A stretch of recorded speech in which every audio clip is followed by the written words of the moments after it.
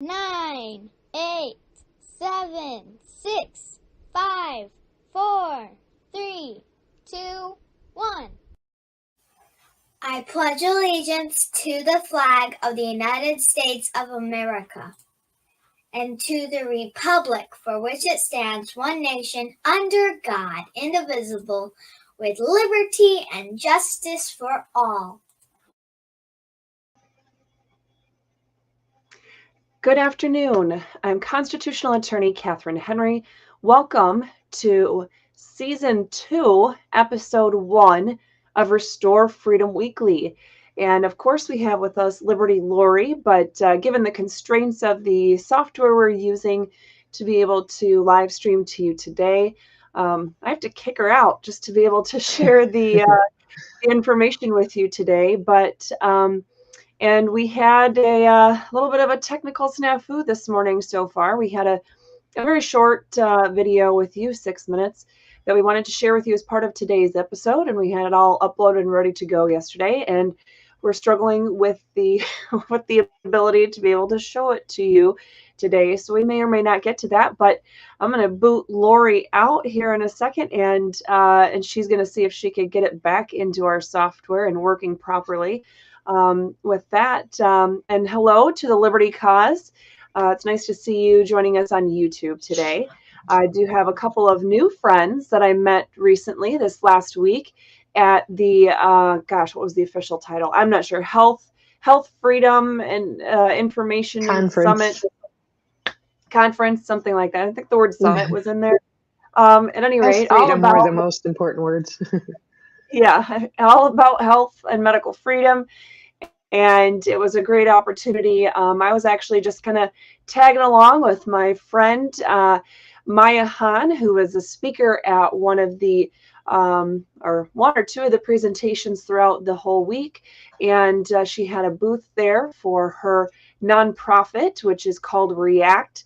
No, I can't remember what that acronym stands for, but off the top of my head, something about research and education for autistic children's treatment. Yes, I think that spelled out REACT. So maybe I did remember that. And several of my friends are on the board. So Maya and her husband are on the board. Rachel and her husband was on the board, but recently had to step down because of a great new job opportunity. But Rachel Atwood, many of you know from Michigan, another great freedom fighter, who tomorrow, I believe, maybe if I get getting the dates right, tomorrow is in legislative session. She is starting new as a legislative aide to one of the new state reps in the state of Michigan, one who loves freedom. So that's a great thing. Owner of a family farm up in the northern part of Michigan, not quite the UP where I was born, but close. Anyway, always glad to have new business owners and freedom fighters joining in the ranks of state and local government. So that's a blessing. At any rate, another couple people, some great people, Dr. Christina Parks, as well as Dr. Neuenschwander, both from Michigan, who are wonderful freedom fighters and experts in their field. Both were speakers several times throughout the weekend. And if you haven't heard them speak at any events near you, please keep your eye open, because they do travel all over and speak at events across the country. And they're phenomenal to listen to and a blessing to know. Anyway, those are just some of the members on the board for REACT. And if you're into autism awareness and you want to get some more information about that organization, I'm sure if you Google it, you'll find it. I don't remember what the exact URL is. Otherwise, if you check out any of Maya Hahn's, and that's MAIJAHAHN, Maya Hahn's. No, she's not related to Han Solo, in case you had the name thing going there and you're wondering. But she is just as cool. And as far as I know, has never been frozen on some dude's wall in his establishment. So at any rate, it is a great organization, though, and they're reviving it. It's been around for, I'm going to say, 20 years. And about 6 months ago, she took over of it and been reviving it to raise funds to do some actual real research for autism awareness and treatment. So at any rate, that is what I had the wonderful opportunity to participate in this weekend. So I'm looking forward to some of my new freedom-loving friends who would be, in theory, joining us by conversation and commenting today on various social media platforms. Please keep in mind, although we are live streaming to, let's see, what is it? YouTube, Facebook, LinkedIn, Twitter, Twitch, Rumble, and DLive. Did I miss one, Lori? No, you did great. Only said it 75 times or more, so hopefully I can start to remember these things. Even though we go live to all of those, let's see. I know YouTube, Facebook, LinkedIn, Twitch, and I believe Twitter all have the ability, when you're commenting live in those platforms, our software pulls that through and we can interact with you live. And that's phenomenal. If you are watching us on DLive or Rumble, their technology limits the ability to pull the comments, so I can't see your comments unless Lori happens to catch it managing to look at different screens at the same time, or if I happen to see it after the show. So if I'm not commenting back to you, I'm not ignoring you. And although I like to steer people towards Rumble and DLive and alternative social media sources like that, they got to up their game a little bit on the technology side so it could be far more interactive and useful. But at any rate, so thank you for joining us today. Again, this is already season 2. So in case those of you, I know you laugh, right? Like, holy crap. So in a way, it seems like we just started last week, and clearly we're newbies because we're still having some technical issues. But we did, for those of you who don't really know me, stumbled across this, maybe this is your first time learning about us. I've had several people say that recently, that they're glad to have found my channel on Rumble or YouTube or whatever. And so they're just getting to know more about who I am and what we've been doing with Restore Freedom. I hate social media. I absolutely hate doing live videos. I don't think I'm good at it. I don't like to do it. I'm not comfortable with it. I'm either terribly hot or freezing. Like right now, I'm gonna have to bend over and like turn off my under the desk fan because normally I'm hot and it's freezing my legs off right now. So in Florida, if you can imagine that. At any rate, there's just a lot going on here that I'm sure you'll notice. I'm just a human being. I'm not, a tech expert or a social media expert by any stretch of the imagination. But in 2020, our government, it has been going on for decades and a very long time. Our government has been screwing up things basically since the beginning. And it's because it's run by humans, right? We're all sinners. We're all people. None of us are perfect. I mean, clearly, except for me. But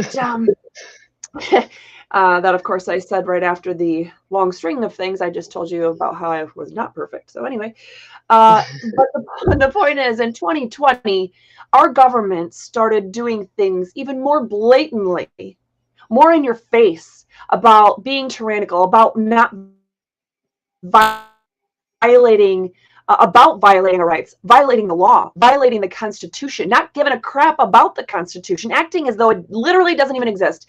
That's the point that we've gotten to with our government officials. And it's, I would say, at least at the federal level, and I have huge disdain for federal government. Most of federal government is entirely unconstitutional. And yes, I'm going to take the brief break just to turn this fan off. Maybe not. Okay. Sorry, guys. I was going to be a popsicle here. But it's federal government. The vast majority of it is unconstitutional.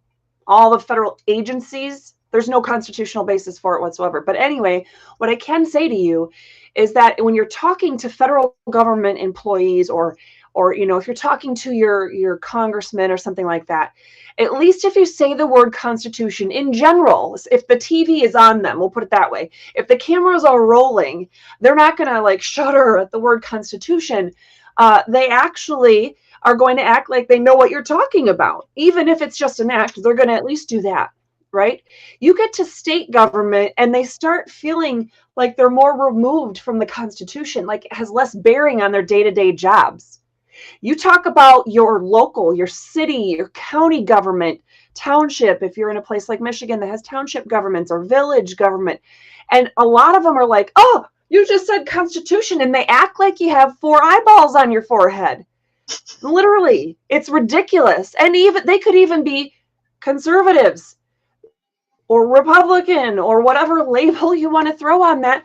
And more often than not, their eyes are going to glaze over, or they're going to look at you like you're an alien if you mention the Constitution, let alone anything inside of the Constitution. So that's what I will say is maybe the one benefit about federal legislators or some of the high-end federal employees is that when the cameras are rolling, at least then they're going to act like they acknowledge the Constitution exists, right? So, at any rate, in 2020, when our governments really just state, national, federal governments, they all threw the Constitution out the window for the sake of COVID. Okay. Yes. Have people died from COVID? Yes. Yeah. It's a thing, right? It actually exists. But does that mean you get to throw out the Constitution? No. Where in there is the exception clause? What article is that in the Constitution that says, hey, by the way, when there's a time of famine or war or disease, outbreak, anything scary or that's threatening us, our domestic tranquility or our, national security, you can throw out that, that First Amendment. People don't need that. The Second Amendment, and when there's a disease going around, why do you need the ability to keep and bear arms? Or your right to privacy? Clearly not, because there's a greater good. You don't need your privacy. That's what our government told us in 2020. And it took individual people, beginning to stand up and speak out. And I can tell you without any doubt, and without blinking an eye, that I was the first and only attorney to start speaking up and saying unequivocally, the government can't do this. Not, well, they violated the statute. Yeah, I was talking about the statutes too. I was the only attorney, for example, who argued in the Michigan Supreme Court. Of the 6 attorneys that verbally argued that day, I was the only one that argued in the Michigan Supreme Court that the governor's executive orders that shut down our state, that required masking, that required all these other things, that stopped you from having gatherings at your home, stopped you from going to church, all that stuff. I was the only one that argued it was unconstitutional from day one. So sometimes it takes having the guts to be the only one willing to do it. And you know what? I was the only one in the entire courtroom that day, the only one who had anything to do with the case that was doing all of that and not getting paid to do it. I was doing it as a volunteer on a volunteer basis. Why? Because I make lots of money? No. Lori and I are literally some of the poorest people that you'll ever meet. But we still have a roof over our heads, at least for now. And we still have food and water, at least for now. And we still have electricity, at least for now, as long as you guys keep donating to make this happen, because, this stuff costs money. But I'm going to keep fighting for my freedom until the day I die. And my goal is to encourage you to do the same thing. So in 2020, we did hundreds of events all across the state of Michigan and beyond, telling people all about the Constitution and why we need to fight for it and exactly how the government went wrong and how we can fix it. And so after all that chaos of 2020 and bringing us into 2021, by the time we got to the beginning of 2022, we said, you know what? This is not going away. Let's do a weekly show about this. So as much as I hate social media and live streaming, well, we decided we would bring a live stream to you every single week talking about this. And in fact, we had 50 episodes with all the different subparts and everything else throughout the rest of the week. This year, I don't remember our exact schedule, but I want to say we only will have 44, which is twice as much as, like Grey's Anatomy or, Chicago Fire, those kinds of shows, right? Twice as much in this season, but throughout the entire year. And we will take 8 weeks off to make sure that we can recharge and recuperate, because I don't want to be burnt out in this fight for freedom, because I know that I'm going to fight tooth and nail for my freedom at all levels, against all branches of government, no matter what. And I can't be burnt out in order to get that job done. So, all right. So this is already season 2, episode 1, because we did in fact take the first week of January off, although off implies there was some sort of vacation or time hanging out at the Wasn't a vacation. Nope. No, not at all. And if you guys only knew what has happened even just today, the freedom fight we'll be talking about in next week's episode. I'll probably try to pull the footage from that, see if I can get our security camera footage to show you what our lovely city government has decided to do now. But at any rate, I'm going to check in. Let's see. We have Jane Locke saying she's here on YouTube. Love you, Jane. For those of you who may not follow me on YouTube or whatnot, maybe we're friends or you follow me on Facebook, keep in mind, since I have a whole bunch of you that I just met, and a lot of you are still on the mainstream social media platforms like Facebook and whatnot, I do hit that 5,000 friend mark quite regularly, and when I notice that I have some room, I go and I add more people in. So if I haven't accepted your friend request, it's not that I don't love you. It's not that I didn't think you were an amazing person and I want to get to know you, but hit me up maybe on Truth Social or Telegram, and then I'll see you a lot faster than on Facebook. But anyway, for whatever that's worth. I mentioned Facebook because I wanted to say to you, if you do have us on Facebook and you didn't see the picture of Emma with her gun that she was toting around last week, my husband saw her. She loves this Nerf gun. I'm glad I got it used, of course, because I'm fiscally conservative. And I paid by the pound for Nerf bullets, which, if you know what Nerf bullets are, paying by the pound means I didn't pay very much. Thank you, Goodwill Outlet. Anyway, so she loves doing this and shooting these little Nerf bullets all around. And the way she was doing it and posing, and she was protecting us from the bad guys, and the government was trying to violate our constitutionally protected freedoms. She comes in to save the day, and my husband said, "Oh, you're like Jane Locke Jr." And so it was priceless. So for those of you who wondered maybe what that picture was about, that's about my friend Jane Locke, who is today joining us on YouTube. And she is a militia woman. She is someone who has been there since, I believe, the very first day I spoke on the steps of the Capitol, April 30th, 2020, to speak out against this tyranny. And she's been joining me to protect me from psychos who are in government or not. I mean, hey, the threats come from everywhere. And I really, really love her and value her. So at any rate, hello to Laura on Facebook and John on YouTube. And let's see. Yes. Well, yes. We have somebody joining us on Twitch. Thank you for joining us today.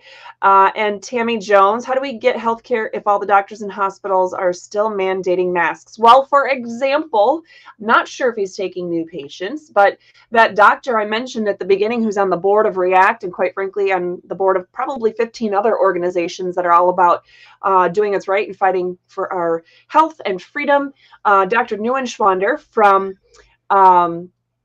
Michigan. I want to say he's Ann Arbor, but that might not be correct.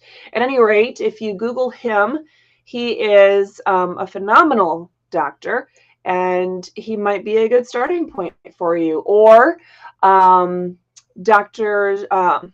Wu and, oh my goodness, Dr. Heisen. Gosh, I can't think of what the other doctors' names are. Anyway, Christian Healthcare Centers, that's still our physicians in Michigan. They're in Grand Rapids on the Beltline, and they are phenomenal. And they respect your choice. They actually do recommend vaccines, but they respect your choice not to choose them if you so choose not to do that. Dr. Heisen is especially phenomenal with freedom fighting, and nurse practitioner Kathy Wu there is also phenomenal. So anyway, just some options. They do have a new location over in Newaygo. I'm not sure if the same physicians travel over there or if they have different physicians over there. I'm not sure. And okay, so I think I'm all caught up, but I think we're also at the point that I'm going to, all right, Lori, I know you've been dying for this moment, but I'm finally going to throw you out here. And if you can, see if you can find that video, that'd be awesome. So, yep. And just a word of a reminder there, if you do find it and we're going to share it as a screen share, just make sure to proportionately shrink your tab so that it can be played, if that makes sense. Okay. So, and I do have it up, so whenever you're ready. Oh, awesome. Okay. So, and let's see, it looks like awesome. Well, Tammy, hopefully that does end up being a good connection for you. I don't remember Dr. New's specialty per se, or like I said, if he is taking new patients, but if he's not, hopefully his office would at least be able to let you know of other providers that are, or maybe that are in the specialty that you're looking for. So, and oh, shoot. Oh, there is a doctor. Lori, if you happen to think of it, he was a guest on when I was co-hosting the Fifth Seat. We interviewed him. He's in one of those. He's in one of the 5 episodes that we have on our YouTube channel. Dr. Somebody. He's a direct care professional on the east side of Michigan as well. And anyway, so he doesn't go through insurance. We'll get you the name hopefully in this episode. It just depends on how much I tax Lori in between now and then. So, all right, Lori, thank you. I'll throw you back in here very shortly. Okay. Okay, everyone. So, I don't know what my camera's doing here today. I'm going to bring it down just a bit, maybe. No, I look like I'm super short, and my desk is about as low as it can get. So, we'll see here. Okay. It's a little bit better. Maybe. Okay. Oh, Robert Bose. Hey, I'm so glad that you could join us today on Facebook. And you heard today that Ann Arbor schools are requiring masks again. The land of the free, home of the brave. I'm so glad to hear that Ann Arbor understands that. Yay! Go Blue. Oh my gosh. Guys, if you're still cheering for Michigan in sports, if you're a football fan and you're still Go Blue, yeah, really think about that. Think about it, because U of M, although he's talking about like elementary and high school and things like that, I'm assuming, U of M is just the same. They're psycho. And hello to Kelly on Facebook. Thank you for joining us today. All right, so today we're going to be talking about, well, instructing our government. And shoot, I just realized I had a whole bunch of stuff I was going to share with you guys today, but there was so much going on with that, I didn't fit it all in here. At any rate, we've been fighting against tyranny for years now. Some of you have been fighting it for decades. Other of you were in the freedom fight from the beginning in 2020. And then some of you have just kind of found out about some of these causes and things, and maybe you had your other, personal emergency type stuff going on in your lives, and you weren't able to really see the bigger picture of the freedom fight that was involved here for quite a while. And so at any rate, you're in the freedom fight now. That's why you're watching the episode today. But we've been in the freedom fight for years, the majority of us, and it often feels like we're just spinning our wheels. I have felt like that. I know you have felt like that. And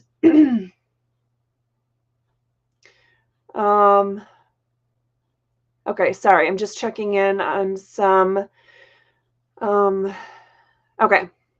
Well, Liberty Cause, please let me know if on YouTube we end up having some issues and I need to try to do something. I don't have much running on my computer right now, so it shouldn't be on my end, but hopefully it gets straightened out for everyone to be able to see and hear us today. Oh, Robert Bose, thank you. So Robert Bose is mentioning the speech I did at the meeting yesterday, and that's actually the video that I think we're going to be able to share with you. It's 6 minutes long. So, but it is the epitome of what we need. Well, my speech was 3 minutes. The reaction from the board was the other 3 minutes. And I think it's a good example of the kind of thing that we can do. Okay, so at any rate, for years, it has felt like we're just spinning our wheels. This episode, we're going to talk about effectively instructing your government this year in 2023, how to avoid the burnout and have the most impact with your state and local government, how to have the most effective messaging, how to get that message in front of your representatives, and how to get real change done. And that's what we want, real change, right? So the true or false question of the day, don't forget at 10 a.m. on Tuesdays, sometimes a little bit before, and if there's technical difficulties, sometimes a little bit after, but at least in general, by 10 a.m. on Tuesdays, we have the true or false question of the week. This week, having your voice heard by your legislators very early in the legislative session, or even before, is not that important, especially if others are speaking on the same issues, true or false. And keep in mind that you can participate in these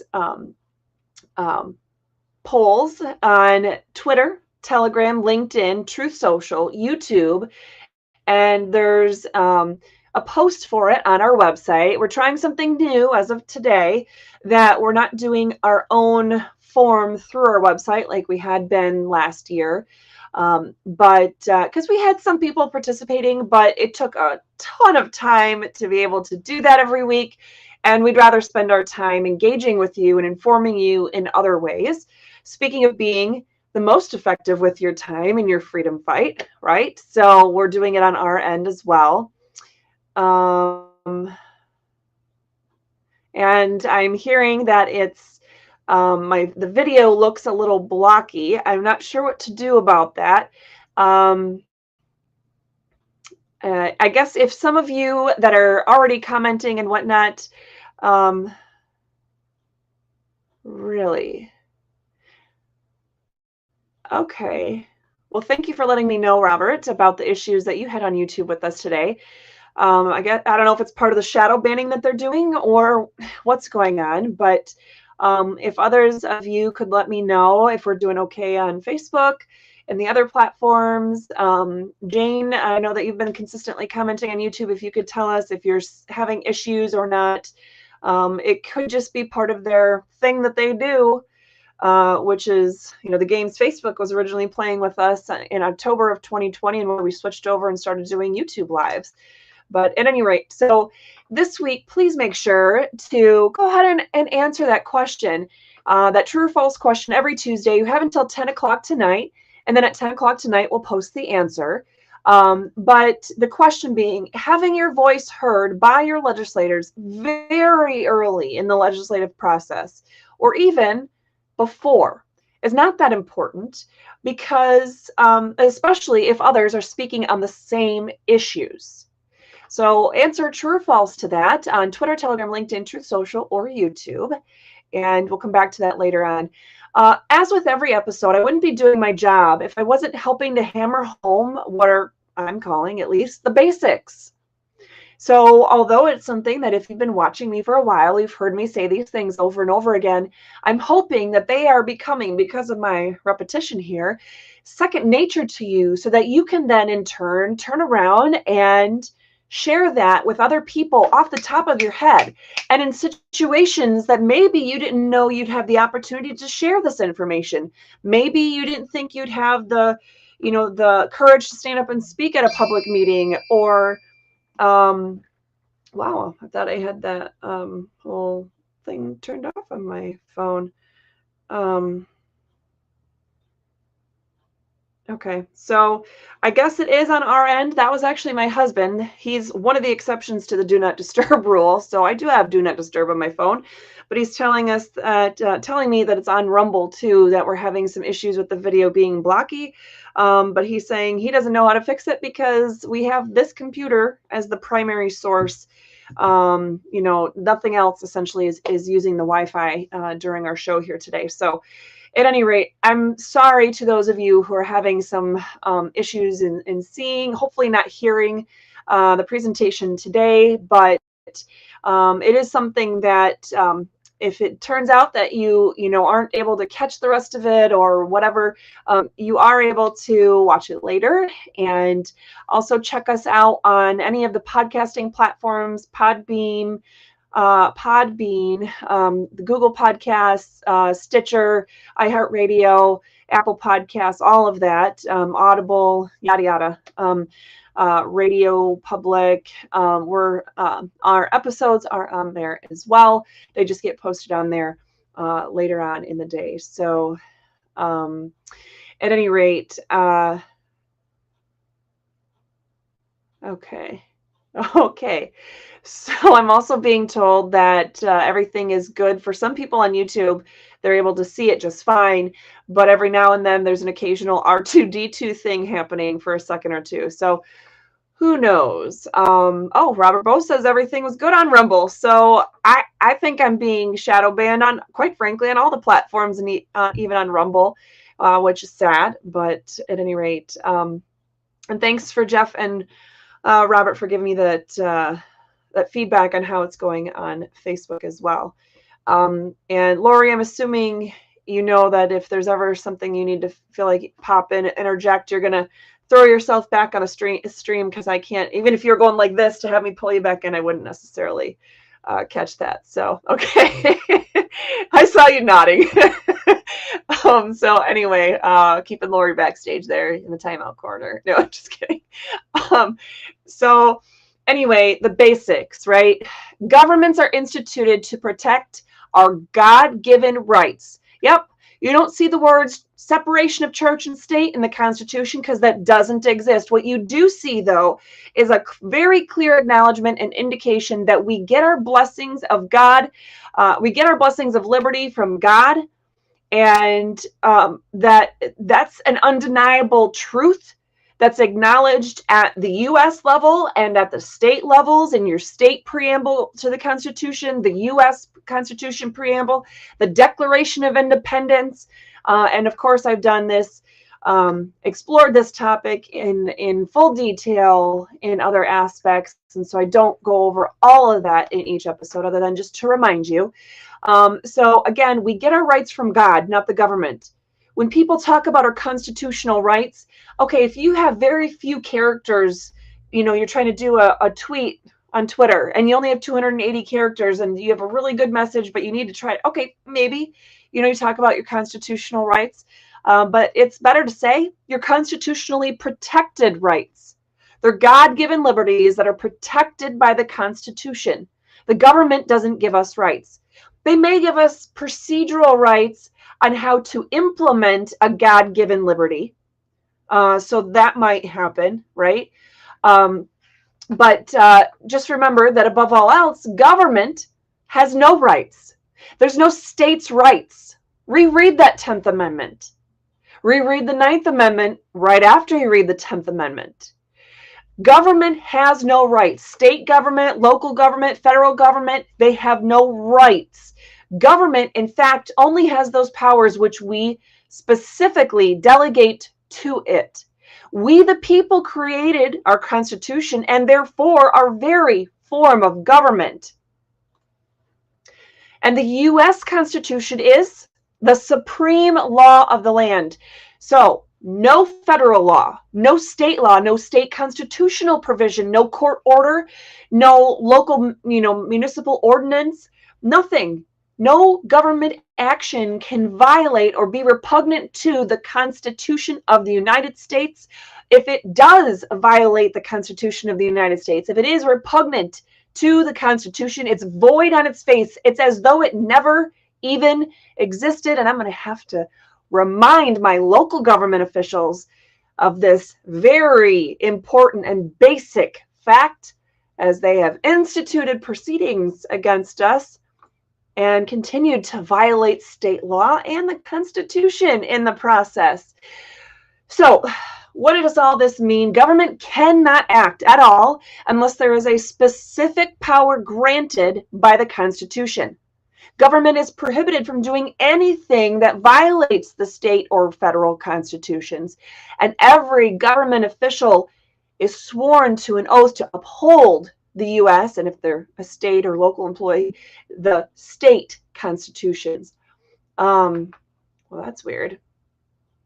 Okay, so in the past, we talked about, I didn't realize I had some of the strange wording on here, but in the past, towards the end, especially of season 1, we talked about a homeowner's rights.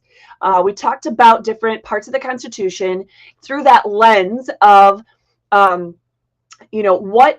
rights do you have when you're dealing with your local municipal government and you have an ordinance, for example. What is that, through that lens, what rights do you have? Well, they're plentiful, right? Especially if you look at the 9th Amendment to the U.S. Constitution, or Article 1, Section 23 of the Michigan Constitution. I think it might also be Article 1, Section 23, maybe, of the Florida Constitution. But at any rate, you have unenumerated rights. Oh, no, I'm sorry, my bad. Florida Constitution, Article 1, Section 1.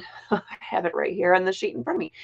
At any rate, we talked about that in the context of the from that viewpoint, and we've talked about a variety of different issues and things that are happening, whether it's you're dealing with some kind of court case and a prosecutor or the other party or the court, or they're violating your rights.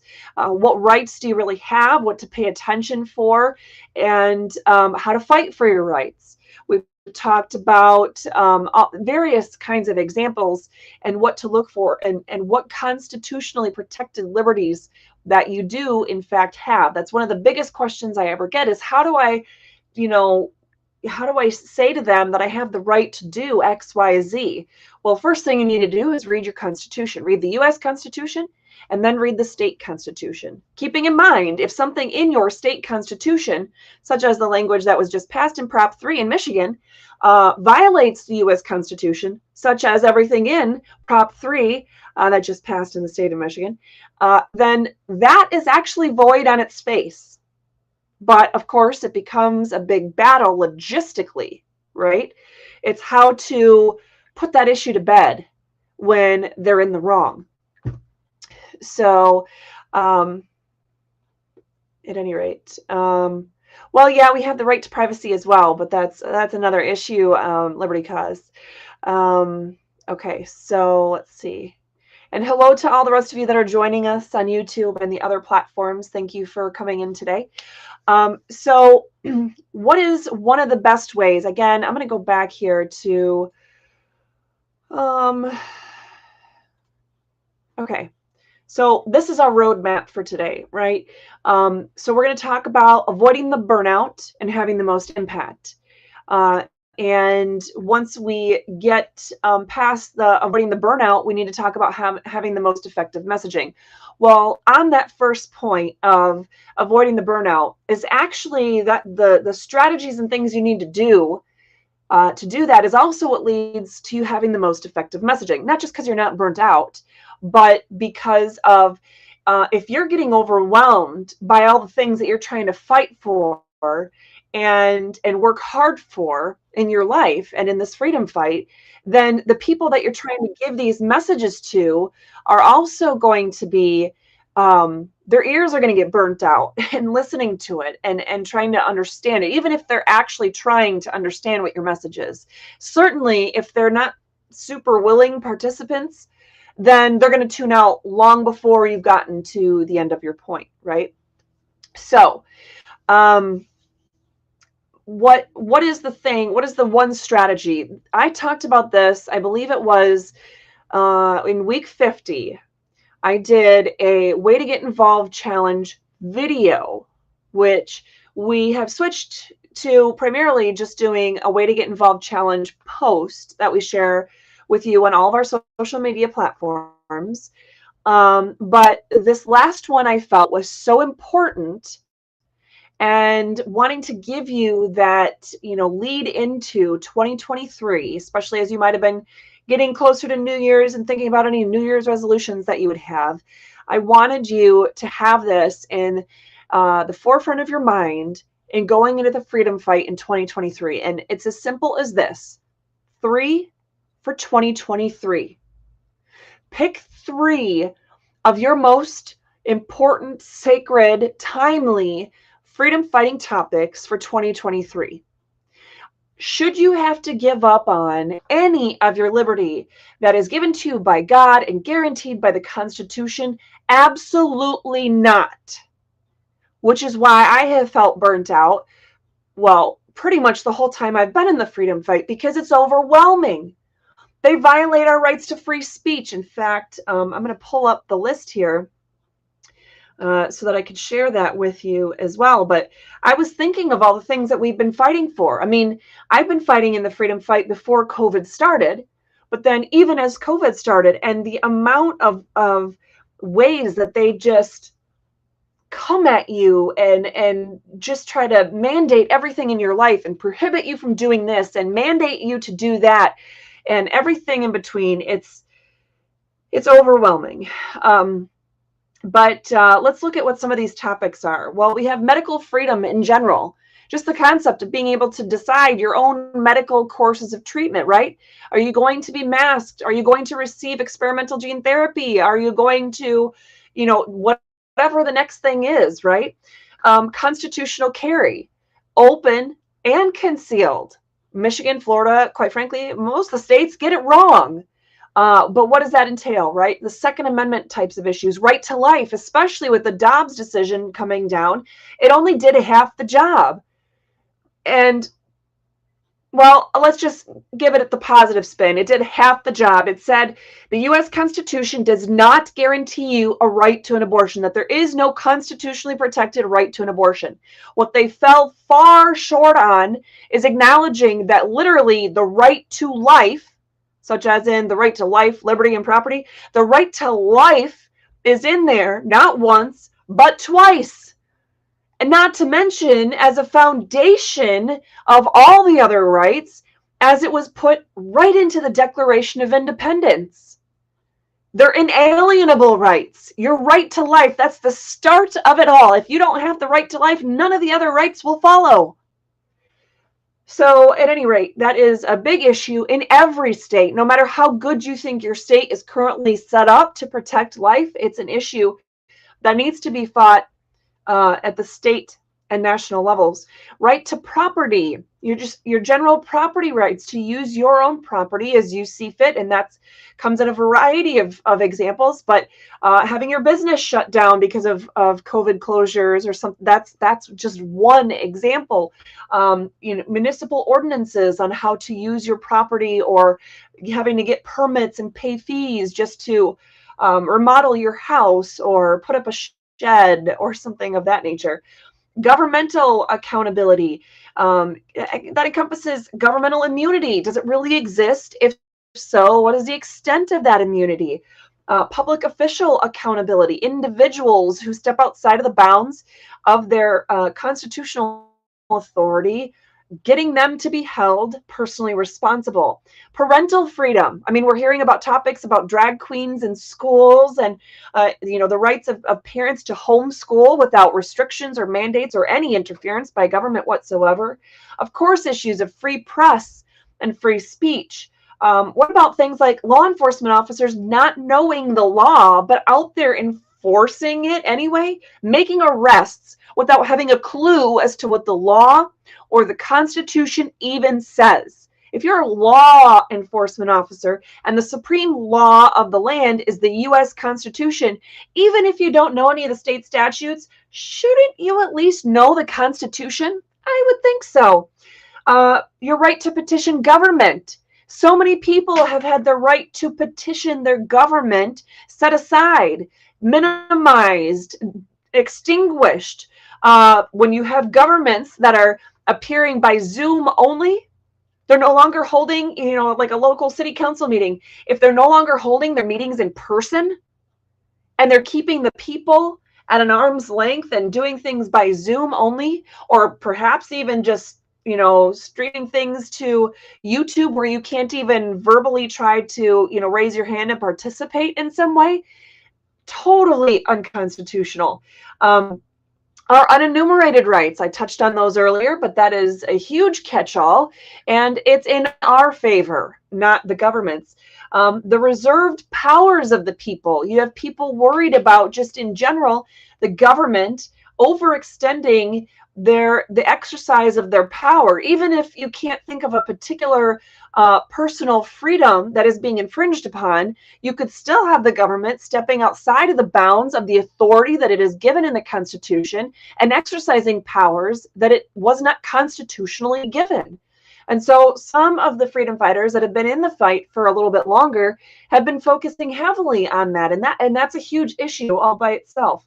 Constitutional supremacy, again, the supreme law of the land is the United States Constitution, and just getting people to acknowledge that, to understand that, getting your government officials, your city council members, your county commission members, or the terms are reversed in a lot of Florida, but anyway, you know what I mean, your local, your municipal, your county level government, especially getting them to understand the U.S. Constitution is the supreme law of the land. And they can't say, oh, that's not my job. Well, if you want to talk about any of those issues, you have to go to court. Really? Seems like you need to go to court. You need to take your ass out of that position, and you can go file whatever lawsuit you think you need to do. But it shouldn't be up to me to file a lawsuit against you when you took an oath to work in that position in government, state, local, federal. You took an oath to uphold the U.S. Constitution, to defend it. For those of you who don't live in Florida, think of it this way. Just to register to vote in Florida, let alone to work in government, you have to take an oath.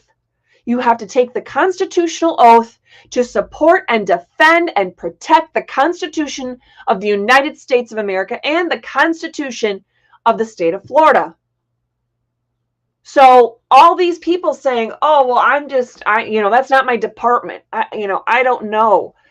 We just have our little field of vision here and just do our thing. And that's not one of my boxes I get to check. That's not on my transcript of things to read to you. Sorry. But that is a big issue that people are fighting. Religious freedom. We're seeing that in a wide array of things. There's a recent case, I want to say it was filed on December 20th or 22nd of 2022 in the state of Michigan against the Attorney General and the Department of Civil Rights and the Civil Rights Commission. It was filed by, I'm just going to say a Catholic church. I'm misremembering the specifics, but it relates to, I believe it was a Catholic church that has a school, and their ability to disseminate information or teach information that is compliant with their belief system and what the Bible says, what God has instructed us on, and that the Civil Rights Commission and the Michigan Department of Civil Rights and the state attorney general are basically saying that they have to allow people to work there that don't share their belief systems, and they're not allowed to share with children who they're charged with providing this instruction for in this school setting. They're not allowed to share the messaging that is very integral to their entire belief system and the whole purpose of bringing up children in a godly manner anyway. So anyway, that's a new lawsuit filed at the trial court level, district court level, but certainly one to watch. You have you have the football coach, gosh, I can't remember the names of the cases, but you have the football coach that there was a case that just came back from the United States Supreme Court, I want to say in June, late June maybe, of 2022, that at least the Supreme Court is starting to wake up a little bit more to our religious freedoms, but it's still an issue that needs to be fought. Like I talked about, public official accountability. accountability. Some people are super high focused on the oath of office, just the oath of office itself. Others are seeing issues where, and this is a big thing that you would think BLM and those organizations would want to focus on, equal protection violations. We're guaranteed equal protection of the law. And that is thrown out the window on a regular basis by state, local, and federal governments. And it's not just a race issue, although that does happen. The rights of due process, your right to privacy in general, unusual punishments as part of the cruel and unusual punishments ban that the Constitution provides, your right to liberty in general, your right against unreasonable searches and seizures, your right to peaceably assemble. I mean, the shutdown orders, at least in Michigan, I can tell you, said, there's a curfew. You can't be out. I mean, it was literally, you have to stay at home. It was a stay at home order. You were supposedly, if they were caught out in the world, you had to be able to show papers that you were considered an essential employee at an essential business. So you were a doctor at a hospital, or, you were a farmer and you had to go, work on your farm that would end up with produce or meat or whatever the case is. And that's ridiculous. Mind you, the the bars and the tobacco shops and the strip clubs, they didn't see much challenge in staying open the entire time in 2020 in Michigan, but of course those are essential to any kind of productive society. At any rate, so those are big ones, right? I mean, we've talked about everything from 14th Amendment, First Amendment, 10th Amendment, 6th Amendment, 8th Amendment, 9th Amendment. I mean, it goes on and on. Okay, there's the 11th Amendment. We've talked about quite a few of them just in that little bit of time. Why do I share all those with you? Well, you need to kind of think about your whole list of your key freedoms, the things that you feel most passionate about, and you need to be able to narrow down your list for 2023. Narrow it down to 3 if you can. I end up not being able to narrow it down to 3. I have 5 on my list. My 5, I can tell you my top 3 God's gonna, direct the course of my path this year, but I intend for medical freedom, your right to property rights, and governmental accountability to be my top 3 topics in the freedom fighting season of 2023. Now, the right to life and constitutional carry or Second Amendment issues are the other 2 that are in my top 5 because they need to be addressed this year. We had huge Second Amendment cases and right to life cases going on in 2022, at the United States Supreme Court that led to this huge ripple effect of things happening at the state and federal levels. And so we have a lot of work to do. In every state across the country, but especially in Florida and Michigan, there's a lot of work that needs to be done and in these particular areas, and that's why I chose to focus on these. And, medical freedom, it's undeniable. I don't even have to convince anybody. If you're remotely interested in your freedoms, you know that medical freedom, even if you disagree with me about the conclusions, you can at least acknowledge that medical freedom is a top topic right now that we can't avoid. So, and governmental accountability, whether you're on the side of BLM and, all law enforcement sucks and, whatever, right? Governments all violate our rights, etc. Think about that. You're huge into governmental accountability. If you're on the far opposite side and you think the government needs to be put back into its nice little box that the Constitution created and designed for it and allowed for it, then clearly you are of the same mindset that governmental accountability is huge. So this is something that totally blurs all party lines and gets to the root of the matter. And so it's something that is a consensus building topic that the only people that are going to be left behind in that are the establishment. They're people that are already working in local and state and federal government. They're people that like the status quo, and they think, sure, some changes need to be made, but they're in denial about what the Constitution actually allows and what the Constitution actually requires. And that is for the government to protect and secure our God-given freedoms, and otherwise leave us the hell alone. Totally. If I'm utilizing my freedom in a way that is not infringing upon the ability of others to exercise their freedom, then the government at all levels needs to leave me the hell alone. That's their job.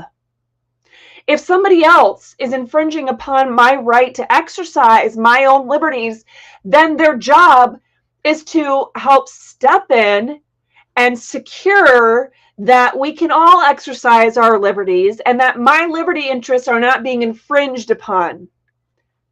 That is the main purpose of government.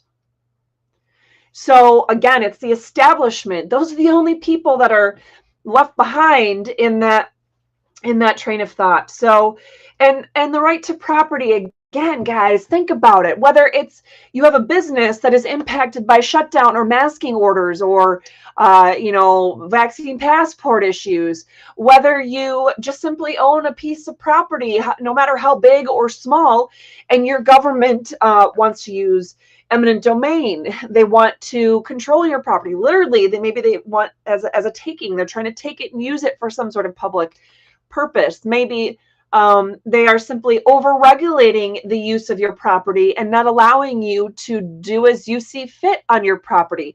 I know someone who wanted to simply put a couple signs in his yard that were political in nature during the election season, and was told that he maxed out. There was a limit that the local ordinance allowed for these signs. And so he responded by putting twice as many signs, and that case is still ongoing. So it's all about, the government needs to step out and lay off of our rights. So think about which ones of these are most important to you. It's really hard to narrow down because you shouldn't have to give up on any of them, but you will face burnout and you'll be less effective if you don't narrow down. So for 2023, just this year, don't worry about next year yet or the year after that. The freedom fight will always continue. For 2023, do your absolute best to narrow down to 3. Pick your 3 issues for 2023. So when you've done that, then let's see here. Yes, you can find organizations that can help you with those. So for example, if you are in Michigan and you love the Second Amendment and that's one of your top 3 for 2023 is constitutional carry types of issues, then I would suggest that you partner up with or follow or become a member of an organization or an individual who's leading the charge. For example, my friend, S2E1, he's on Rumble. I think he's on Truth Social and YouTube as well, of course. S2E1. He deals with stuff from across the nation, certainly, but also we'll talk about things happening specifically in Michigan. But he's an example of one that you can follow and get updates. I just got shared an update from him myself this morning that I found out that in the Fifth Circuit, they overruled or put a stop to the bump stock ban that ATF was trying to put into place through this new rule. That's in the Fifth Circuit that happened. But I wouldn't have known that if it weren't for him, because it's impossible for me to stay up on every single issue, especially all across the country, as well as the ones that are state and local. Michigan Open Carry, Michigan Coalition for Responsible Gun Owners. I've been a member of these organizations for years. They would be good to watch. They'll help you understand what bills are coming out to watch for, when they're going to have rallies or events to be able to stay in the loop. That would be a big thing to do, a good thing to do to get that particular viewpoint and not feel so overwhelmed about it all. But you can sign up directly for legislative alerts. There's a bunch of different places and links, and we'll go into detail about what some of those are. I've tried a new one recently, but been so overwhelmed that I haven't been able to follow through on some of the alerts that they've sent me. But you can often go just to the legislature's website itself, and there's usually a spot in there. I know Florida has one, and I know Michigan has a good one, a good way to do it, and Florida has something similar that you can sign up to receive alerts when a certain bill that you've identified is important as it moves through the process, as it's changed or as it's voted on, as it goes to committee, those kinds of things. Sometimes you can do it by a whole topic, or maybe just watch something that happens in an entire committee. So those are things that you could do directly.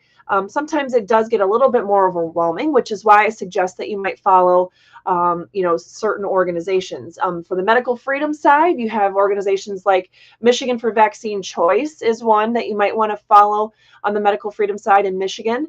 Florida Freedom Keepers would be an example of a medical freedom type of organization that you can follow for legislative updates and action points in Florida.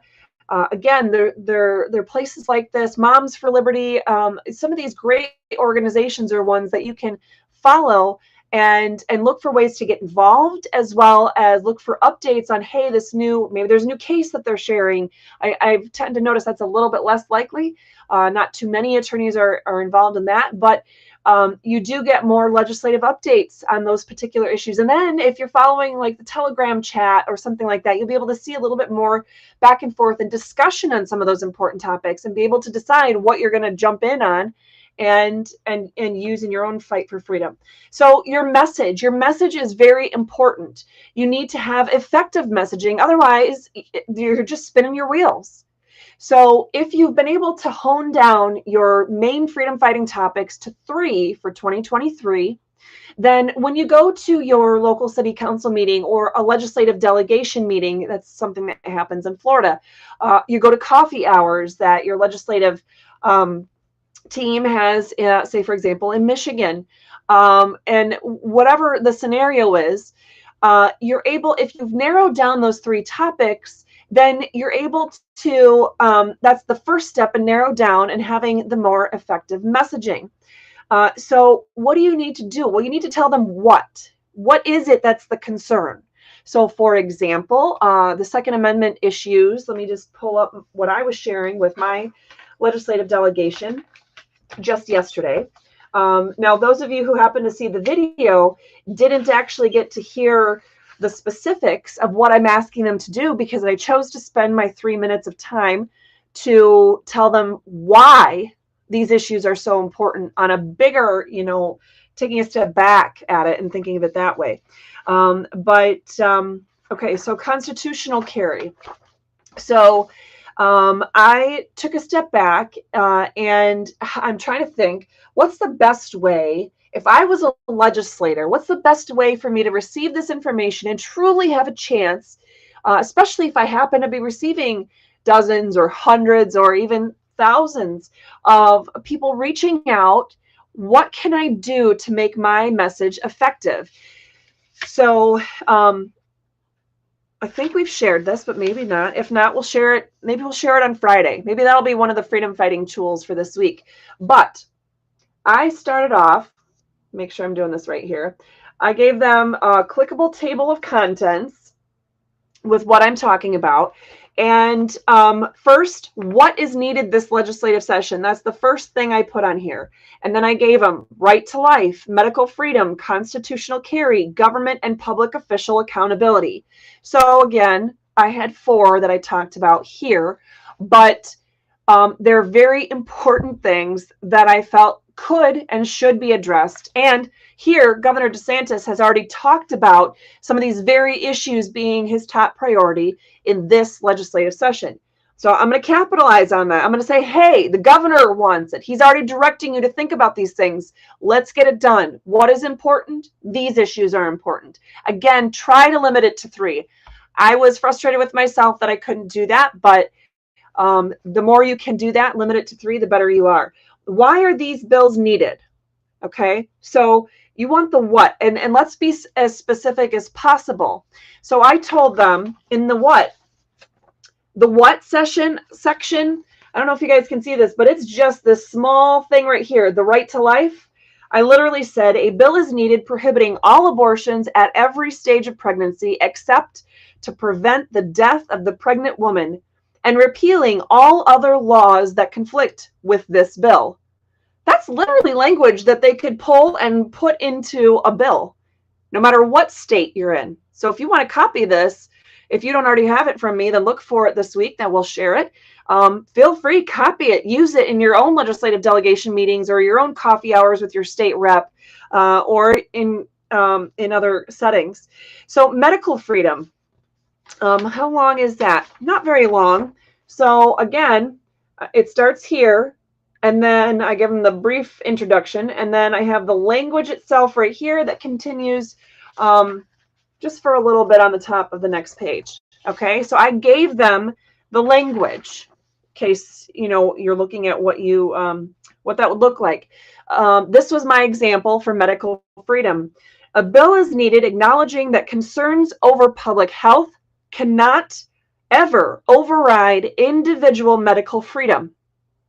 It should provide that, and this is where I gave them language, all persons have the inalienable right to life, to their own bodily integrity, to make informed decisions regarding their own health, and to have consistent and meaningful access to medical advocates and loved ones.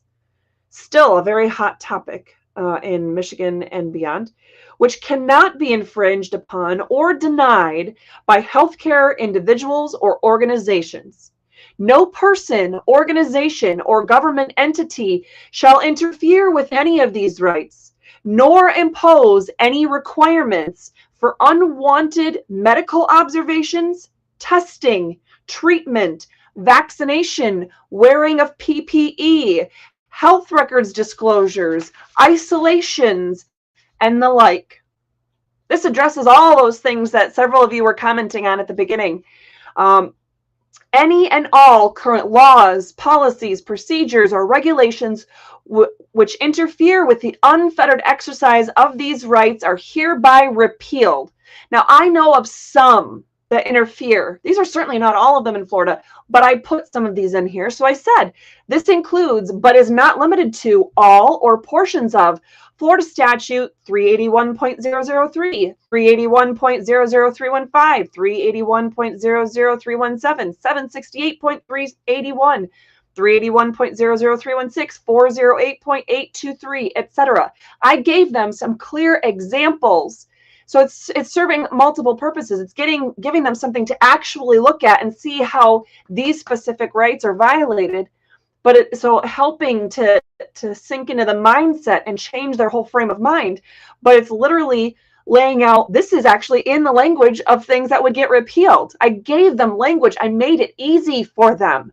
I'm not asking them to reinvent the wheel. The more you can just hand them something that they know what it is, how to do it, and they know the why, the easier it is for them to take it and run with it. And then they can be the champion for freedom, whether they wholeheartedly believe in it or not.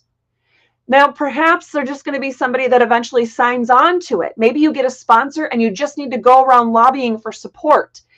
This would still be the strategy that you would want to use.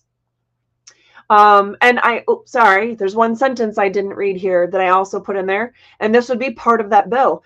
Further, the right to equal protection of the law prohibits any discrimination based upon the exercise of these rights to medical freedom. So I laid out what they are. I laid out that anything that contradicts this is going to be repealed, and that we're not allowed to be discriminated against by utilizing our rights, our unalienable rights to be able to make these decisions for ourselves. Now, constitutional carry is another one. Hey, Lori, I do see that there's some good comments going back and forth, and some of these that I'm seeing look like there are a lot of good discussion between people, not necessarily for me to address. So if I'm overlooking some that are for me to specifically talk about, make sure to let me know. Okay, so she gave me the thumbs up, so I'm not ignoring you guys. She's my secret weapon there on multitasking. So even women sometimes need to have secret weapons to help multitask. I'm just saying. Okay, so constitutional carry. My section, this is the actual proposed language. That's not that big. It's right here. It's not that long at all. Uh-oh. That can only mean one thing. If my do not disturb is still working correctly, that only Lori and Mike can get through when I have that on. So at any rate, so a bill is needed. This is my constitutional carry bill, right? So this is the part where I'm telling them what is needed. A bill is needed to repeal all restrictions upon owning, possessing, or purchasing firearms, acknowledging our unequivocal right to bear arms in both concealed and open carry methods, prohibiting red flag laws or policies, prohibiting any restrictions or requirements relating to the storage of ammunition or firearms, ensuring the right to bear arms shall not be prohibited, like all those exceptions where you can have your right, concealed carry permit, but even if you have that, you still can't go to these certain places. Listen to this. Ensuring the right to bear arms shall not be prohibited except on privately owned property not open to the general public, upon which the person attempting constitutional carry has no legal right to be present. So if you own a store and that store is open to the general public, Costco, Walmart, Meijer in Michigan, for example, with this, you can't say, oh, we don't allow you to exercise your constitutionally protected God-given liberty. No, they can't stop you from doing that. Now, if you're talking about somebody's private residence or it's a business or commercial location that's not open to the general public, then if that particular property owner says, I don't want weapons on my property, then it's not open to the general public. It's a situation where if you could be held criminally liable for criminal trespass, then that's the only scenario, the only type of location that they should be able to create that, ban on their property. But anything open to the general public, owned by private entities or government entities, it doesn't matter. If it's open to the general public, you cannot be held criminally responsible for trespass, and you cannot be denied your other rights as well. So, all right. So in addition to that, prohibiting all licensing. This is that little simple paragraph about a bill that is needed in Michigan and Florida. This was to my Florida legislative delegation, but it's something you could use in any state, telling your government what needs to be passed, prohibiting all licensing and permitting requirements to purchase, own, or possess firearms, permanently sealing all current records relating to firearms purchases and licensing, and prohibiting the federal government from obtaining access to any of that information. Some of these are points I had never even thought of.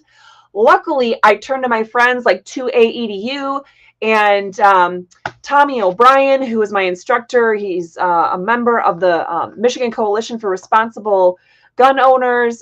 He was my instructor years ago when Mike and I were doing some firearms training. I turned to people like that to just as examples, just as I turn to friends of mine that are nurses or leaders in the medical fight, such as my friend Maya Hahn. She was one of them that I sent out information on, hey, this is my suggestion on medical freedom. What do you think? But some of these ideas on constitutional carry, I didn't even realize were an issue. And yet they are, right? It's more the reason why we can't be overwhelmed fighting all of the freedom fight all the time. We have to narrow down our issues, even if just 1 year at a time. For 2023 alone, bring it down to those top 3 issues so you can be most effective. Let's see. And then I said, this includes the repeal of all unconstitutional laws, policies, procedures, and the like, such as Florida Statute 790.06, which violates an individual's rights protected by the 4th, 5th, and 14th Amendments due to their simple exercise of the right to carry. Again, that's just an example of a Florida statute that violates multiple other rights simply because you have chosen to exercise your right to carry under the Second Amendment. So, what about governmental and public official accountability? Again, this is for those of you who are, I notice our numbers go up and down, and so for those of you who are coming back in or joining us new, you might not know what I'm talking about. I'm talking about the first thing you need to do to be most effective in your messaging and get actual change is to hone down your freedom fighting positions, right? Pick 3 main topics for this year, 3 for 2023. Then you need to make sure your messaging is clear and understandable. And so you need to tell them what. First, before you tell them the why, I have people that do that to me quite often. In fact, my husband, I love him dearly, have a great amount of respect for him. But when it comes to communication, he doesn't always get an A+. And he often will start into the why, and it actually makes it feel more like an argument. And that's not just with spouses, but I know you know what I'm talking about. You could have a friend or somebody on Facebook that you know and you know see posting or commenting on things. It could be people that are in your business, professional life. But the people that start with the why and not just the what, it makes it feel like they're assuming you're already going to disagree, so they're bringing the fight to you right now. Okay, I'm willing to bring the fight. Those of you who know me know that I have no problem bringing the fight when I'm standing on the right side, when I have the Constitution and the law backing me, when I have God on my side. I'm going to do what I need to do. I'm going to go all the way. That's what we're supposed to do. We're not supposed to live in fear. God did not give us a spirit of fear, but of power, of love, and of a sound mind. Okay, so that is what we are called to do, but we need to be effective about that communication. So you don't come out initially fighting. If you can do it together, you could be talking to a Democrat legislator who you think is generally on the opposite side. At least have the human decency to come to them and tell them the what before you start cramming down their throat the why, okay? Now, you don't need to go into every single specific. I chose to do that all as one fell swoop because the way I'm doing it was more succinct. But on the point of governmental and public official accountability, a bill, this is what I told my state reps and senators, a bill is needed to, and there's 4 points here, require, along with the constitutional oath, a sworn statement of having fully read and understood the U.S. and Florida constitutions. Because how can you possibly uphold your oath to defend the Constitution if you have never read it and you don't understand it? But if you have to take the oath to defend it, you should be able to swear to a statement, I have read them and I understand them. Now, obviously, our understanding may change over time, but if you know right off the bat that you have not read the Constitution and you don't understand it, you have no ability to serve in government. You have no place in government whatsoever at any level, at any branch. You shouldn't be working the payment desk at the city clerk's office if you don't understand the basics of the Constitution and the limitations on government. You need to not have any position in government whatsoever. So, second point, provide meaningful penalties for violating the U.S. or state constitutions. Intentional or knowing violations require immediate removal from office. Prohibition against future government employment or service, restitution paid to the appropriate government entity for actual costs incurred due to the violation, and to those directly harmed by the constitutional violation, and fines large enough to serve as a deterrent. So yes, payment to people that are actually impacted. That's exactly what should be put into state statute. So there's no other statute you'd have to look for. You look for governmental accountability. Oh, my government official violated my rights. They violated the Constitution. This is the one-stop shop for all the things that need to happen to that government official. 3, increased access to public records and provides stiff penalties for not complying with sunshine law requests, as they're called here in Florida, or FOIA requests in Michigan or other states.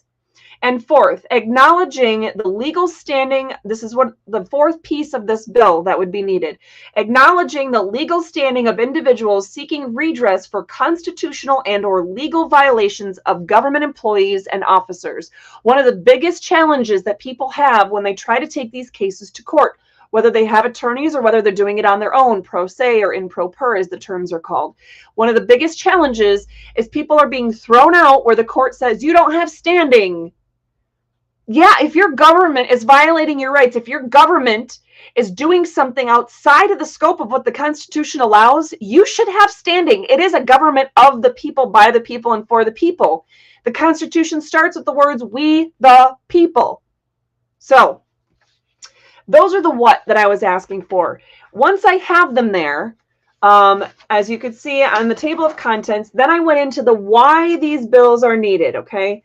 And I went into I gave them the purpose of government, like we talk about every week. I gave them our rights come from God, not the government, the source of authority in government. Then I went into medical freedom and the constitutional aspects of that, right to life, the constitutional aspects of that, constitutional carry and the constitutional aspects of that, and government and public official accountability and the constitutional aspects of that. So they have all the pieces of the Constitution that point to why these bills are needed.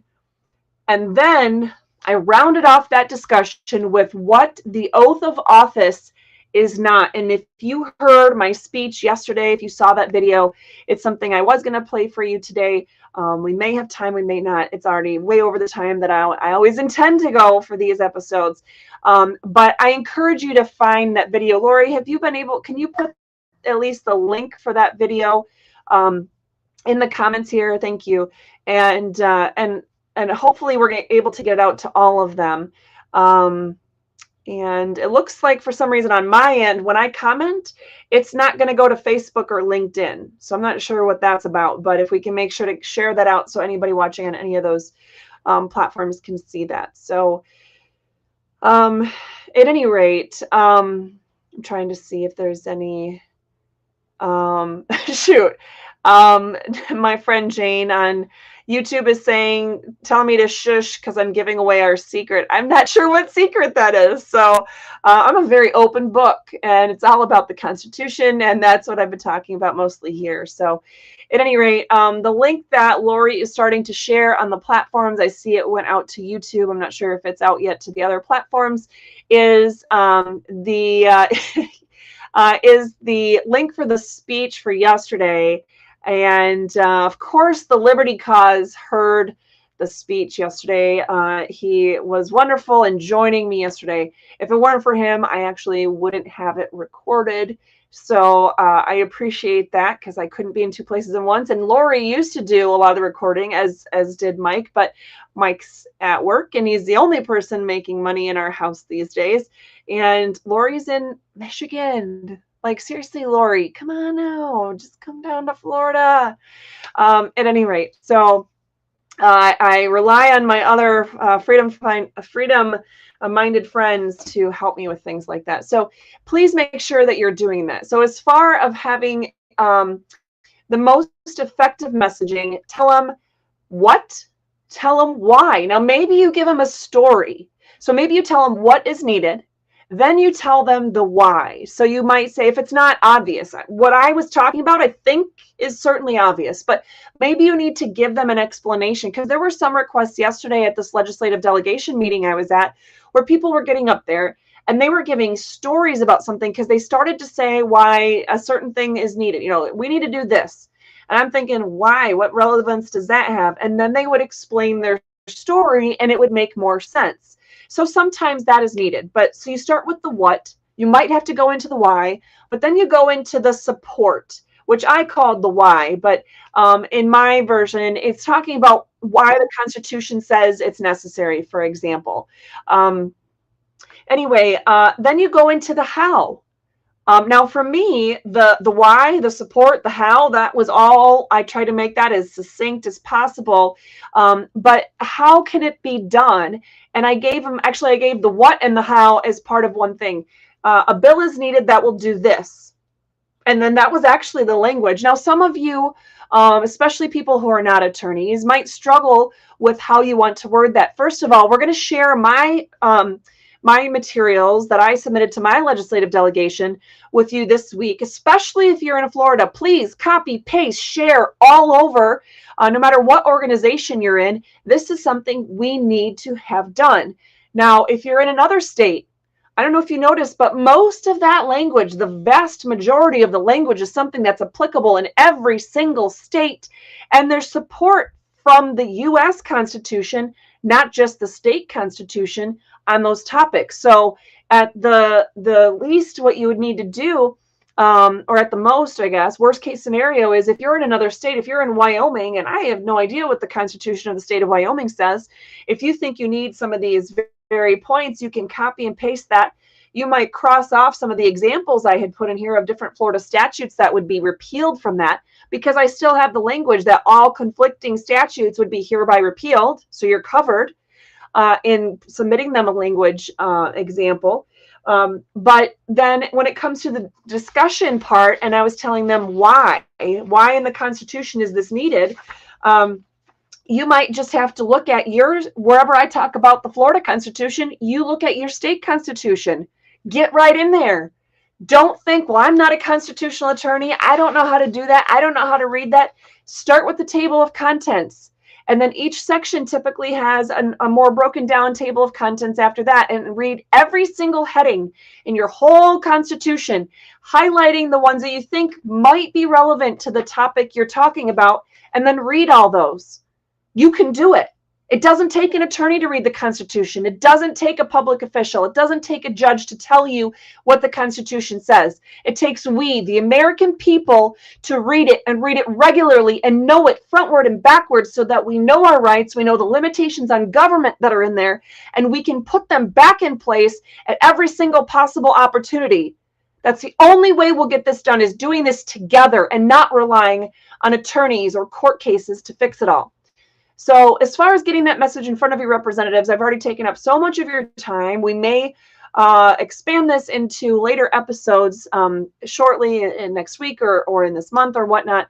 But one thing to do, if you're in Florida, there's a lot of legislative delegation meetings that they're broken up by county. Each county has their own legislative delegation meetings, and there's typically one state rep or senator that is running the delegation meeting, but then all of the other state reps and senators that are, even if their district or their area is only part of that county, they're supposed to be there at this delegation meeting. If they're not physically there, then they have a representative there in the room, and they certainly have been given access to the materials. But that's their opportunity to sit down and hear from their constituents about the issues that are of concern to them. Some of them have already happened, like Volusia County happened yesterday. Today, I believe, I don't remember what county it was, but there were ones happening today. I want to say Brevard County, which I think is where my friend Maya lives. I want to say hers is Thursday. But at any rate, get in there. If you live in Florida, find out where yours is now. Contact your state rep's office, and they will be able to tell you which office, if it's their office or some other state rep that's running it, and they can give you the details on the when and the where. And sometimes they have the signups ahead of time, but if they're doing their job and following the Constitution, you can actually fill out one of those pieces of paper or cards at the meeting itself. And yesterday in Volusia County, we had 5 additional speakers that decided to add on to the agenda that had not signed up ahead of time. So clearly, that is something that you can do. It's an example. Now, if you're in Michigan, and keep in mind, Florida does not go into legislative session until March, but these meetings are happening now, and some of them started in December. It's important to get in there before the legislative session starts. If you're in Michigan, you can go to legislative coffees. Coffee hours is typically what they call it. Coffee hour with your state rep or your senator. They often have their own in-district offices with advertised office hours, but sometimes they'll do these coffee hours where they're going into, a coffee shop, donut shop, a restaurant, and they're going to sit there for an hour or 2 hours, and then maybe they'll hop around that day to 4 or 5 different establishments throughout their district, so that, especially if it's a big district that's got a lot of different geographic area to cover, they're going to be present in various different areas of their county or their district, so that they can give many people the opportunity to attend, and hopefully with the different time frames that'll help as well. And that's your opportunity to see them on a little bit more one-to-one basis, because in theory you're going to have a lot less people attending that meeting. But again, it's typically one state rep or senator that you're seeing at a time. These opportunities, such as in Florida with the legislative delegation, it's supposed to be the one-stop shop to talk to all state reps and senators that represent even a portion of the county. So I had the opportunity to speak with state reps and senators that are not even I'm not in their district, but they represent part of my county.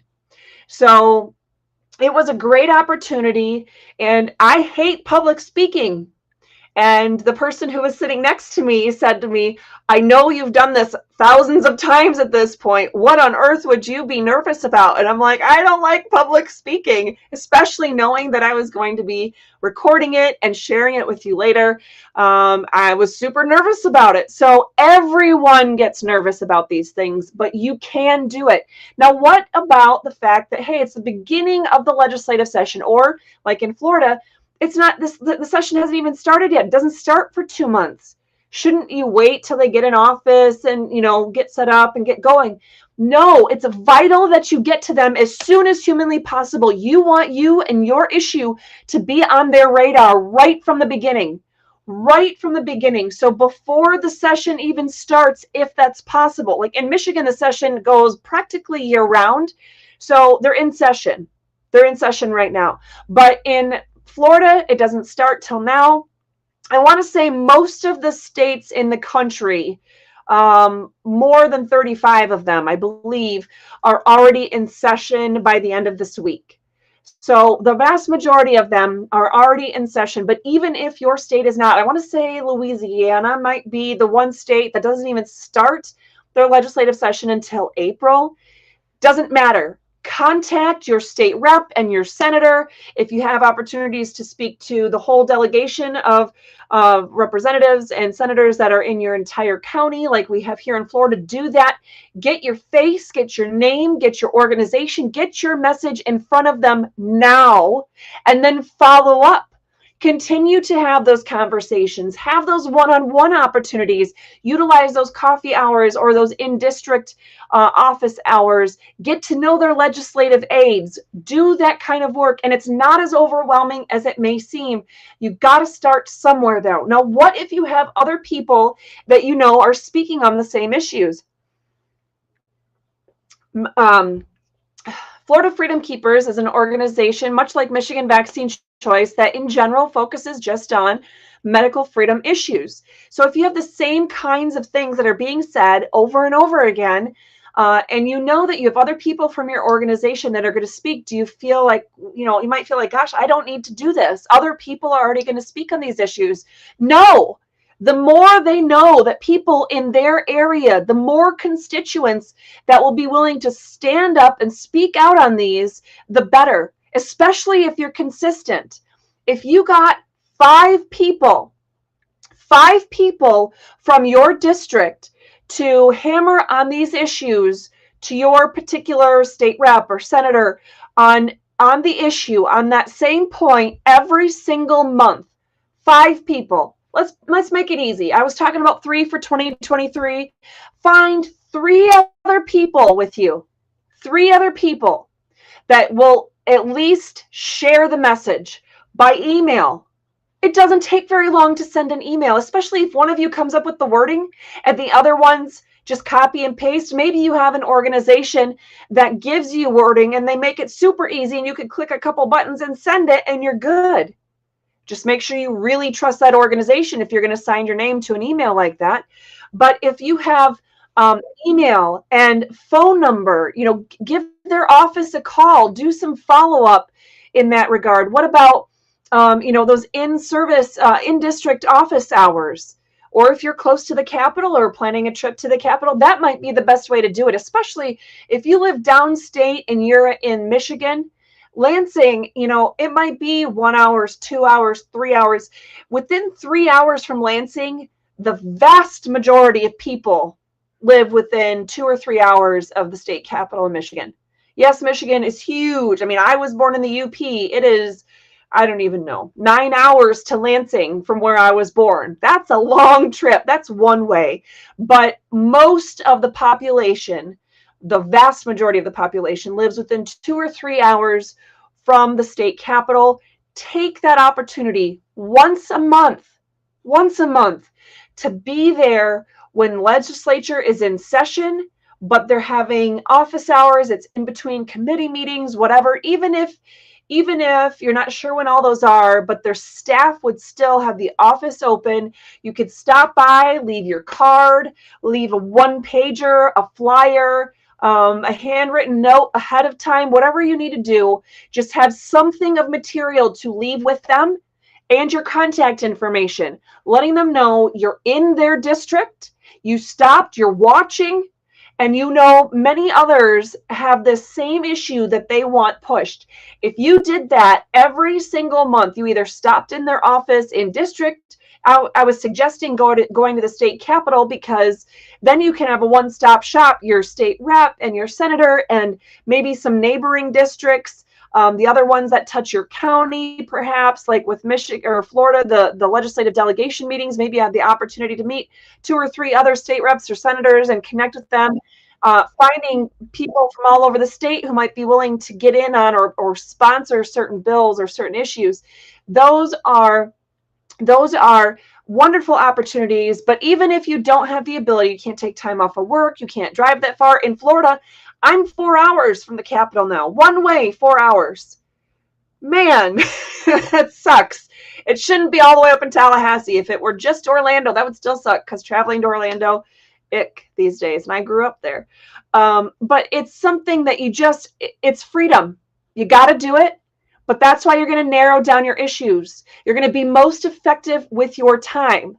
So are you going to feel like they're necessarily listening to you? No, you might not feel that way in that moment. But I promise you, if you can follow these simple steps, narrow down your topics, tell them the what, the why, give them the support that's found in the Constitution, and the how, give them language, give them the example language of what could actually be cut and paste right into a bill. If you follow those steps and grab from me, copy and paste whatever of my stuff that you want, that you need. If you follow those steps and you consistently, once a month, you and 3 other people can call them, email them, stop in their office, go to meetings like this, that is what is needed. Now, your county commission meetings, those are going to be a heck of a lot closer for you. Well, depending, I suppose, but generally speaking, your county commission meeting is going to be a lot closer for you. Do the same thing. If you try to pick those 3 issues that you're going to look at: federal, state, and local government with the same 3. You're going to limit yourself. Lori, you guys know Liberty Lori, who's in the background, is in backstage right now. She's awesome at trying to help be that extra set of eyes and ears for me, because it's impossible to keep up with everything.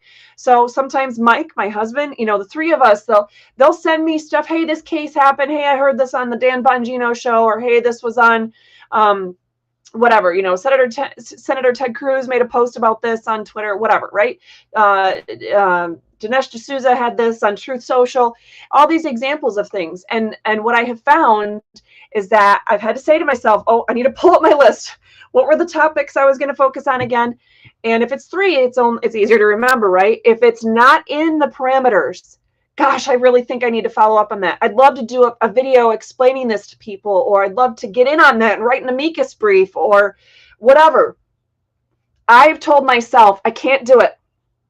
If it's outside of those main topics for the year, I'm not doing it this year. Maybe next year. I'm not going to do it this year. I'm going to focus in on these things. Even local advocacy opportunities, I'm going to focus in on these things. It's the only way to make sure you don't burn out and your message is effective. So find 3 other people that are willing to share at least that particular message. You know, your bill that you want to get passed on constitutional carry, for example. Find 3 other people that can help with you getting that message out to, you know, once a month. Once a month is all I'm saying here. And get in front of your state reps on that issue. Get in front of your county commission members, or county council, as it's called in my county. And then city government. There may be stuff to do at the city level. There may not. But if you have those 3 top issues, maybe it's something that is more of a local issue to deal with. Maybe it's not. If you narrow yourself to the top 3 for 2023, then you will find that you're either more at the state level or county level or city level. But it's going to help narrow the scope of which governing bodies you even need to spend time trying to track down. It's also going to help you know which level of authority you need to be watching for bills or court cases or things like that. It's going to help you immensely. That 3 for 2023. Okay, so and again, all of this is going to help you getting that message done. So lucky for me, I didn't have a whole lot of slides today. So all of these different topics, again, these are just examples of different types of rights. I went through verbally a lot of what a lot of other examples would be. And remember, no matter what, try to weave into any materials you leave with them that every government official is required to take the oath of office. These are just some examples of where that is required. So again, true or false question of the week. Yes, and our friend, this is our friend 2A love this. Thank you for joining us today. This is, again, for those of you who Second Amendment issues, constitutional carry, you name it, that's going to be one of your 3 topics for 2023 to fight in the freedom fight. This is one of those people, even if you're not in Michigan, this could be one of your resources to tap into, someone who's going to help explain new federal statutes and rules like ATF rules and regulations, which are all unconstitutional. But anyway, when they come out, he talks about them. New court cases come out, state or federal courts, even especially the United States Supreme Court. This person talks about them right here. This guy, 2A. So make sure that if that is one of your freedom fighting topics, one of your 3 for 2023, that you are checking out 2A on YouTube or any of the others. And 2A please feel free, if you're still in here with us, please feel free to leave a comment on which other social media platforms that you share information on. And I can throw it up here on the screen so people that are on other platforms will be able to see it. So at any rate, okay, so thank you to the Liberty Cause, who shared that he said that I did great at yesterday's meeting. I'm assuming it's yesterday's meeting, so I appreciate that as well. And he also said that there was a great exchange that I had with Webster Barnaby. He is a state rep who was leading the meeting yesterday, although not personally my state rep. I believe he's actually the Liberty Cause's state rep. But it was a good opportunity, a great exchange that I had with him. So again, having your voice heard by legislators very early in the legislative session or even before is not that important, especially if others are speaking on the same issues, true or false. I'm not even going to give you the false screen that I normally give you, the false screen, the true or false answer screen that I normally show you next. True and then why, or false and then why. No, I think we covered that really obviously throughout this whole episode. So I'm confident you can answer this accurately. So please make sure to jump over to Twitter, Telegram, LinkedIn, Truth Social, YouTube, one of those, to answer our true or false question of the day. The answer will be shared with you at 10 o'clock tonight on those platforms. So please make sure to look there. And for more information, please make sure to join us for tomorrow on our Wednesday Way to Get Involved challenge that we will share. Again, Thursday, we come back and do videos. We do our hopefully 10 minutes or less. Constitution segment recap video. If it's 10 minutes or less, that's the only way we can get it onto TikTok and Instagram, Pinterest, Truth Social, Telegram, all those platforms without having to do any editing or trying to figure out how to go live on those that don't play nice, like TikTok doesn't play nice with other platforms while you want to go live. But please make sure that you come back. Check out those freedom fighting tools on Friday, like we share every Friday. As long as we have an episode that week, there will be all of these other segments that will be posted and shared throughout the week. If it's a week that we don't have a Restore Freedom Weekly episode, we will not be sharing Friday's Freedom Fighting tools because those tie into the episode and main topic for the week. But anyway, this week, I promised you guys that one way, shape, or form we would be sharing the information like I gave to my legislative delegation yesterday. Well, I gave it to them last week.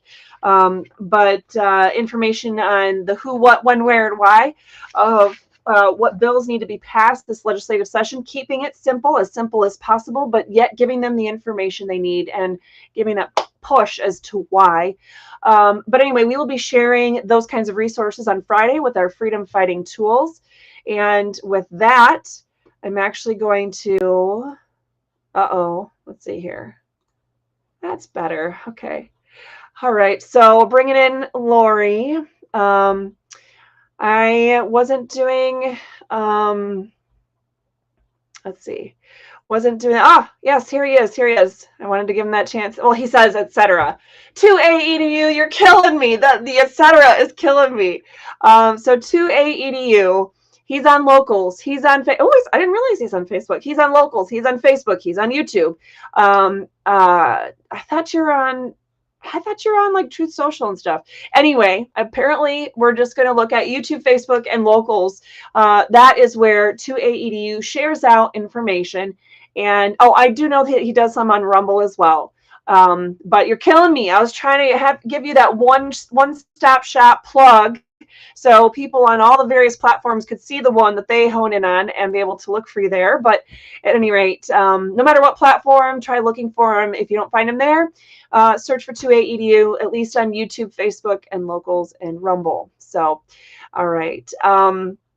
So, Lori, do I have you on audio? I mean, you talk so much this episode, I could hardly hear myself think. But yeah, I'm here. We did have Tammy sharing. It looks like she's going to share this video with her local township Facebook group and stuff. So, I mean, get these in the little Facebook groups where your community is communicating with each other, and just 2A-EDU, don't laugh at me. Just type it all out. Take a few seconds, type them all out. I want to put it on the screen for people to find you because you're phenomenal, and we can't do this without people like you. Anyway, all right, Lori. For 2A-EDU, if you want uncensored truth about gun rights and whatnot, Locals is going to be your safer bet, and then YouTube, I would say, is other main one. Like if you're going to go somewhere, and especially Friday nights, he does a 2-hour live, and a lot of people talking to each other. Yep, exactly. Yeah, Lori, there were, so you mentioned stuff with Tammy on Facebook and 2A-EDU and what he's got going on. Is there anything else that was from the chat that we need to bring up or answer today? Not specifically. Just looks like Tammy's just having some issues with local government. And so they're trying to learn and do what they can do. We all have a certain point we're at with our knowledge. And many of us had very little knowledge. And luckily, Catherine at least had some knowledge, and since then has gained a lot more. And that's true. I mean, obviously, as an attorney, you know enough, but there was a lot to learn as you're like, wait a minute, this doesn't seem right. I got to look into this. What's wrong with this picture? It doesn't feel right.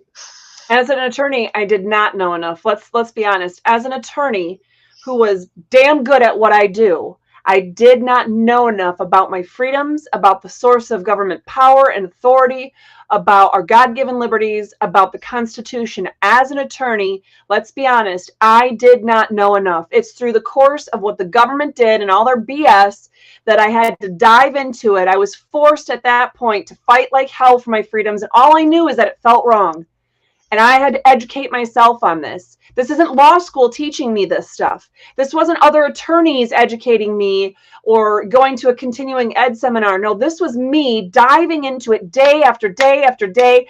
I have it printed off. In fact, here is my binder right here. I have the US, Michigan, and Florida constitutions printed off and, oops, get it in the camera, tabbed and highlighted. And in fact, now that these very pages, they're now in sheet protectors, so that I can easily take a dry erase marker and go, oh, on this topic, this is what I'm on right now. And I can highlight or underline and dry erase marker. And so then I can go back and erase. And the next time I need to focus on a different topic, then it's right there and I don't have to reprint or use something that's been highlighted 75 different times. That's been the easy mechanism for me. So let me be clear with all of you. I'm not trying to undermine what Lori was saying. She was trying to give me too much credit. As an attorney, I, along with 99.9% of other attorneys, started COVID with not enough information, with not knowing enough about our freedoms, about the Constitution, the limits the Constitution places on governments, and the freedoms that the Constitution specifically protects of our God-given liberties. I didn't know enough. And through my own digging and searching and reading and learning, my own diving into those words themselves, I became more knowledgeable about them. And it's talking with other people and debating these things. Honestly, when I come up with more and more points that are like, oh, like this is something I should have known all along.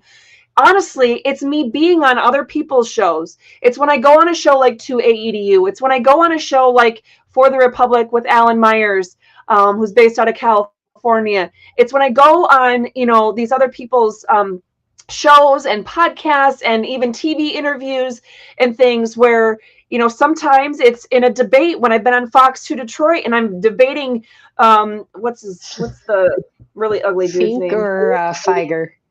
Feiger, Jeffrey Feiger or David Fink, and I'm debating these top liberal attorneys.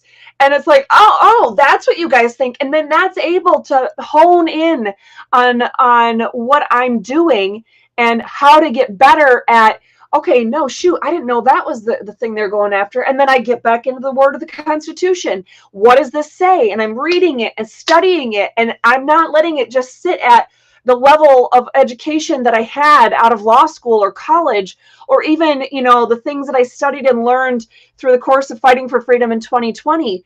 No, I pick up the stinking book every single day. Every single day I'm picking up the Constitution, the state Constitution, the U.S. Constitution, the Declaration of Independence. So keep that in mind. It's something you can do. It's something you have to do.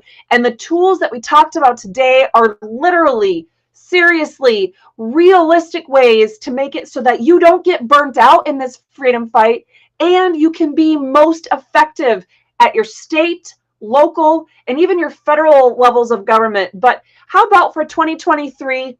Let's not ignore what's happening at the federal government, but don't let it overwhelm you. Don't get anxiety about what they're doing to screw up at the federal government level. Right now, let's focus, say the first half of 2023, let's focus in, put your blinders on what's happening at the state and local levels. State and local levels. The other stuff matters, but it's all overwhelming. State and local for the first half of 2023. Hang in there with me, guys. We can do this. I really appreciate, I'm really confused about what our software is saying. Is this a thing from YouTube telling me that I got $5 donation through YouTube from 2AEDU? Yep. Thank you, 2AEDU. I don't pay attention when Lori's running the screen, what's going on, and sometimes I don't see those things. So if we were in YouTube streaming just within YouTube, I understand how it works, but this platform runs it a little bit differently. And StreamYard was I was more used to that, but now I use Melon. So anyway, thank you so much, everyone. And we did, all right. Good. Jane Locke is going to be, so first we had, and I think you might have been putting these up here, but for the purposes of saying to you that here's where you can find 2A EDU online, but 2A EDU, there's other things. Oh, he's on that Odyssey thing. Yeah, I don't know. Anyway, and he says to say hi to him tomorrow in person at the Michigan Capitol. If you're in Michigan, head over there and team up with him and see what he does and who he talks to, and then make sure to have your voice heard as well. And our friend Jane Locke says, hey, I'll see you tomorrow at the Capitol, because she's not going to sit on her ass and let the government take away our freedoms. She's going to do everything she needs to fight for our freedom. So that is phenomenal and greatly appreciated. So at any rate, yes, thank you to all of you who have joined with us today and who are joining with us in this freedom fight in general. We can't do this without you. We do have great new sponsorship opportunities available. I was slacking in being able to have that screen ready on our website, but if you go to our website, there's the support us page or tab. There's a little carrot. You just click down and head right to the donate page, or go to restorefreedomkh.com/donate. You can head to that, and it's an easy way to head straight there and be able to donate to the whole freedom fight in general and everything that we're doing, or to me or Lori personally, so that we continue to eat food in between the freedom fight, things like that. Or scroll down to the bottom and you can donate specifically to different endeavors we have, such as the Restore Freedom weekly episodes like today, or to be able to keep our Constitution segment recap videos going, or our weekly newsletter. We're going to have that very first 2023 weekly newsletter going out this weekend. So look forward to that. If you haven't signed up for it yet, you can do that on our website. So make sure to check that out. I think there's links for it all over the website, maybe even in the footer, but it's a pretty simple thing. I used to ask a lot more questions and whatnot. Now with what I use, you put your name in there and your email address, and you get to find out more about freedom every single week. So thank you so much for joining us today and supporting us and donating when and where you can. Every little bit honestly helps. The more, the better. If you have the ability to donate more, that is awesome. And like I said, those sponsorship opportunities, those come with the ability to have your business, your brand, your cause, your organization advertised in writing or verbally, having your website thrown out there, your product, whatever it is. So we can help get other freedom-loving companies and organizations advertised as well. So, all right, Lori, anything else we need to? Nope.